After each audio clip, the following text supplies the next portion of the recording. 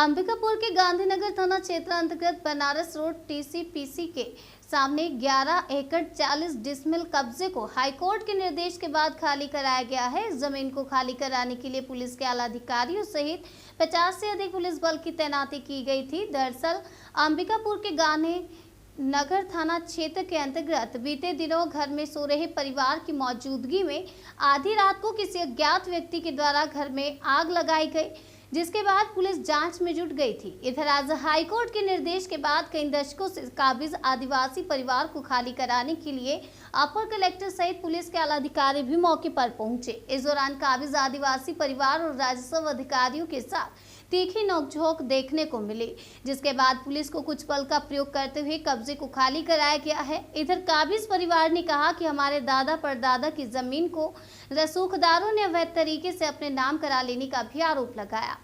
साथ ही कहा कि इस बरसात के मौसम में खाली कराने के लिए शासन प्रशासन की टीम लगी हुई है। ऐसे बरसात के मौसम में हम और हमारे जानवरों को लेकर कहां जाएंगे। इधर एसडीएम ने कहा कि हाईकोर्ट का निर्देश का पालन किया जा रहा है, जिसकी कार्यवाही आज पुलिस अधिकारियों की मौजूदगी में अतिक्रमण को हटाया जा रहा है। मैं अनुप प्रताप सिंह टेकाम, जिला कार्यकारी अध्यक्ष सर्व आदिवासी समाज सरगुजा। क्या चीज़ें खाली कराया जा रहा है? ये प्रशासन आदिवासी परिवार को आज घर से बेदखल कर रहा है, जबकि ये जो जिस भूमि पे आज हम खड़े हैं वो भूमि सेटलमेंट के समय से जब झाड़ी जंगल था तब से हमारा जो पूर्वज कंवल साय लोग थे, जिन्होंने झाड़ी जंगल को खूंटी काट कर उबड़ खाबड़ ज़मीन को अथक परिश्रम कर धन व्यय कर कृषि योग्य भूमि बनाए। कृषि योग्य भूमि बनाने के बाद इसमें मकान बनाकर पूरे परिवार सहित सेटलमेंट के बाद से आज से कम 60-70 वर्ष पूर्व से इस भूमि पर पूरे परिवार के लोग मकान बनाकर परिवार से निवास करते आ रहे हैं। और इसी प्लाट का पट्टा हमारे पूर्वज कंवल साय को मिला हुआ था, जिसका खसरा नंबर 323/1 था, जिसकी कुल रकबा 11 एकड़ 40 डिसमिल थी। अब जिस ज़मीन का हमें पट्टा मिला था उस समय ये ज़मीन 323/1 थी और हमारे पट्टा को बाद में एसडीएम के द्वारा खारिज कर दिया, तब भी यह ज़मीन 323/1 था। एक बाहर का व्यक्ति, पंजाब का रहने वाला रतन चंद पुरी नामक व्यक्ति कोई है, जिसे 80 के आसपास शासन के द्वारा पट्टा दिया गया। अब किस आधार पे पट्टा दिया गया वो शासन बताए। अब उस पट्टा में 323/13 और 323/15 था।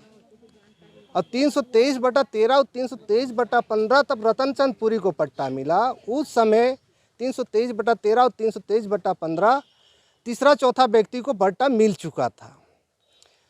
अब रतनपुरी के द्वारा जब 323/13 और 15 को की भूमि कहीं धरातल पे नहीं दिखा, तो इन्होंने भू माफिया लोगों को, बिल्डरों को वो ज़मीन बिना ज़मीन धरातल पे देखे रजिस्ट्री कर दिया।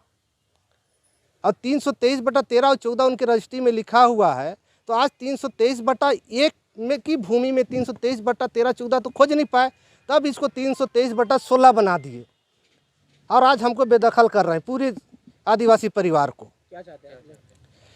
हम इस ज़मीन के मालिक हैं। हमने खूंटी काट के बैठा बसाया, भूमि बनाया, कृषि योग्य भूमि बनाया, इसलिए हम इस ज़मीन को खाली नहीं करेंगे जो हमारे पूर्वजों की भूमि है।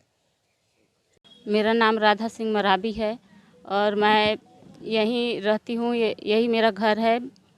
और मेरे पूर्वजों ने यहाँ ज़मीन, जब जंगल था तो उसे काट कर यहाँ पे घर बनाए थे और यहीं पे जब से हमारे पूर्वज रह रहे हैं, आज भी हम यही इसी ज़मीन में रह रहे हैं।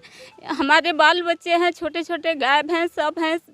आज बरसात के मौसम में हमें घर से निकाला जा रहा है। बताइए हम इस मौसम में हम कहाँ जाएं? सरकार को कम से कम ये तो सोचना चाहिए कि बरसात के मौसम में आदमी जाएगा तो कहाँ जाएगा, कम से कम मोहलत तो हमें दिया जाता। आज किराए पे भी अगर हम किराए भी खोजने जाते हैं तो हमारे कुत्ते बिल्ली गाय भैंस सभी कुछ है, तो हम किसके यहाँ, कौन हमें किराया भी देगा? बताइए। हम सरकार से गुजारिश करना चाहते हैं कि यदि वो ज़मीन किसी को दे दिया तो 323/1 की ज़मीन कहाँ है वो हमें खोज के हमें दिला दे। हाईकोर्ट के निर्देश के परिपालन में आज कब्जा हटाने की कार्यवाही की गई है। जिसके अंतर्गत 8 परिवार शामिल थे, 8 पक्षकार थे, जिनका वर्तमान में आज कब्जा खाली कराया गया है। उसमें 2 खसरा नंबर है, जिसका कब्जा खाली करा करके संबंधित को समक्ष में सुपुर्द किया गया है। लगभग कितने एकड़ की कब्जा खाली करवाया गया है?